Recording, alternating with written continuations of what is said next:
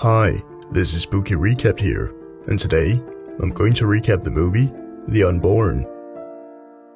The movie starts out with the main protagonist, Casey, who's out having a run. She stops when she sees a creepy boy in front of her. She walks into the woods and finds a white mask on the ground. When digging to get it free, she sees a fetus opening its eyes, scaring her. We then cut to Casey talking on the phone with her friend, Romy, while babysitting. She tells her about the dream she's having when she hears a sound coming from upstairs. She walks into the baby's room, and the other kid, Maddie, is holding a piece of mirror in front of the baby. He turns around and says, "Jumpy wants to be born now." The parents come home, and Casey leaves. When she's home, she gets ready for bed. When she walks out of the bathroom, she hears a strange noise coming from the mirror. She goes back to the mirror, but nothing is there, so she goes to sleep. The next morning, Casey is cooking breakfast when a beetle comes out of the egg she's cooking. When looking out the window, Maddie is there, staring at Casey. Later, when Casey is in school, she starts feeling weird, and the words on the blackboard changes. It says, "Jumpy wants to be born now," and she gets startled by a beetle crawling on her hand. After gym class, Romy notices something odd in Casey's eye. She goes to the doctor with her boyfriend, Mark. When the couple is walking home, she notices the same creepy child staring at her from across the street. At night, when they are laying in bed together, Casey tells Mark about her mom, who committed suicide when she was just a child. Her mom was mentally ill, and she was institutionalized. Before going to bed, Casey washes her face in the sink. When she leaves the bathroom, she hears the same strange noise from the mirror again. When opening the mirror, the creepy boy is inside of the cupboard. Mark rushes in to check the mirror, but nothing is there. She removes the mirror and puts it in the closet. The next day, Casey is running by Maddie's house, and she sees that the family's baby has died. Later, she is at the doctor's. He tells Casey that she might be a twin, so she goes to talk with her dad. He tells her that she did have a twin, but it died in the womb. The twin's nickname was Jumpy.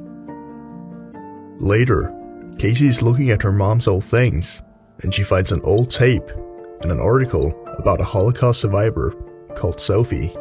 She finds a photograph of the creepy child standing in the mirror. Casey and Romy goes to the nursing home and meets Sophie. She notices a mirror is missing in Sophie's room.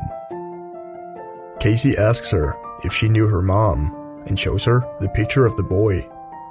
Sophie freaks out and asks them to leave.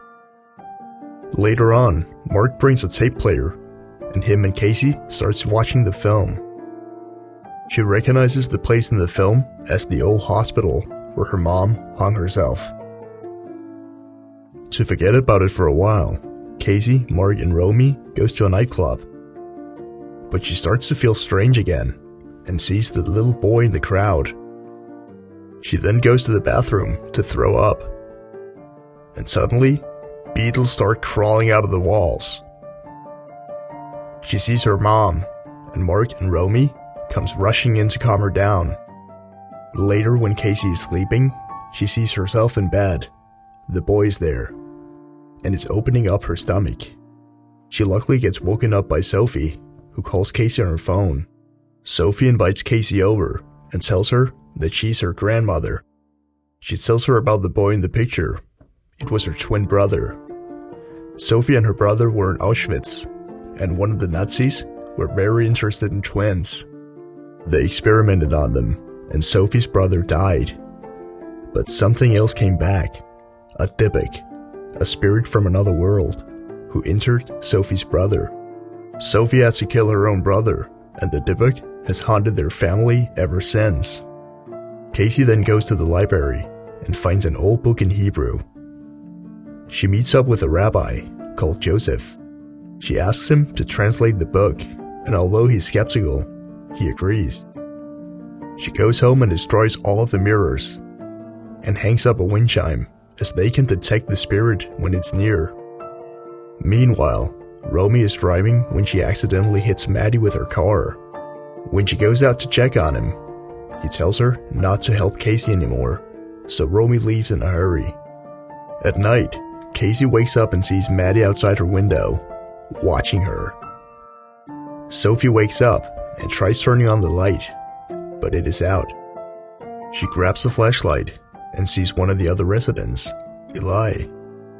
When walking down the stairs, she sees Eli's wheelchair has been tipped over. Eli appears on the stairway, and his head turns around. He chases Sophie, and she hides in a closet. Her brother appears behind her, and she screams. The next day, Casey and Romy comes to the nursing home to find that Sophie has died. A woman gives Casey a letter from Sophie. The letter says that Casey has to finish what started in Auschwitz. We then cut to Joseph, who's translating the book when the light goes out. He goes downstairs and sees papers flying around. A dog appears with his head turned upside down. It disappears and the lights turn back on. Later, Casey and Romy are speaking on Skype when someone knocks on Romy's door. When Romy leaves, Casey sees the boy in the mirror. Romy opens the door and Maddie is outside. He stabs her, and Casey and Mark are trying to get inside of the house. Maddie gets a demonic face, and Mark is able to get him off Romy. The Dybbuk has now entered Romy, so Mark and Casey runs away as police arrives. The next day, they meet up with Joseph, who introduces them to his friend, Arthur, who's a priest. They agree to an exorcism, and Arthur asks if there are any specific negative place that means something to Casey. So they go to the old hospital where her mom died. They strap Casey to a gurney and starts the exorcism. Sophie's brother appears and starts killing people. He knocks Joseph out, and Casey and Mark runs away. The Dybbuk enters Arthur, and he grabs Mark through a wall. They start fighting, and the Dybbuk has transferred to Mark. It starts strangling Casey, but luckily Joseph has woken up, and he's able to continue the exorcism. He exorcises the Dybbuk, but Mark falls down on the floor and dies. A while later, when Casey thinks everything is finally over, she finds out that she's pregnant with twins. Thank you for watching this video. Subscribe for more content like this. And stay spooked, people.